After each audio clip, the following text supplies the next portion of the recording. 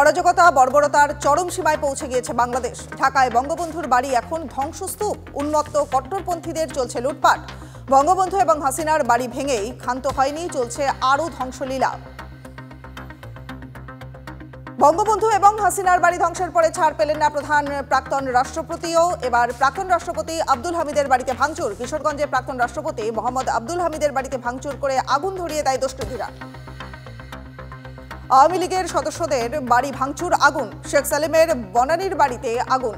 গুড়িয়ে দেওয়া হয়েছে আওয়ামী লীগের দলীয় কার্যালয়। জেলা আওয়ামী লীগের কর্মকর্তাদের বাড়িতেও ভাঙচুর চলে। রাষ্ট্রদ্রোহিতার অভিযোগ বাংলাদেশে গ্রেফতার প্রয়াত হুমায়ুন আহমেদের স্ত্রী শাওন। কয়েক মাস ধরে ইউনূস সরকার এবং প্রশাসনের বিরুদ্ধে লাগাতার মুখ খুলছিলেন অভিনেত্রী।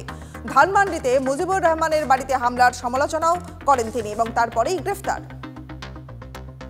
জামালপুরে অভিনেত্রী শাওনের বাড়িতে আগুন ধরিয়ে দেয় মৌলবাদীরা। দাউ দাউ করে জ্বলতে দেখা যায় বাড়িটিকে। তারপরই অভিনেত্রীকে গ্রেফতার হওয়ার খবর সামনে আসে।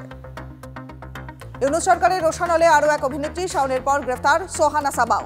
সাবার বিরুদ্ধেও দেশবিরোধী ষড়যন্ত্রের অভিযোগ আনা হয়েছে। গতকাল জিজ্ঞাসাবাদের জন্য ঢাকার গোয়েন্দা দফতরে নিয়ে আসা হয়, তারপরেই গ্রেফতার। বাংলাদেশে মুজিবুরের বাড়ি ধ্বংস, ধানমন্ডির ঘটনার কড়া নিন্দা ভারতের। বাংলাদেশের স্বাধীনতা সংগ্রামের ঐতিহ্য স্মরণ করিয়েছেন বিদেশ মন্ত্রকের মুখপাত্র রণধীর জয়সওয়াল। হাসিনাকে ফেরত চেয়ে ইতিমধ্যে ভারতকে চিঠি দিয়েছে বাংলাদেশ। সে বিষয়ে ঢাকাকে কোনো জবাব দেয়নি ভারত সরকার।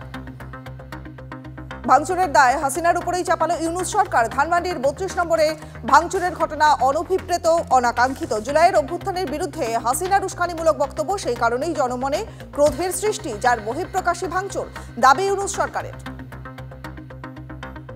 কান্না জড়ানো গলায় মুজিবের বাড়ি ভাঙার ঘটনায় বিচার চাইলেন হাসিনা। বাংলাদেশবাসীর উদ্দেশ্যে তিনি বলেন, আমার বাবা দেশের জন্য জীবন বিসর্জন দিয়েছেন, দেশের জন্য জীবনের সবকিছু ত্যাগ করেছি নিজে।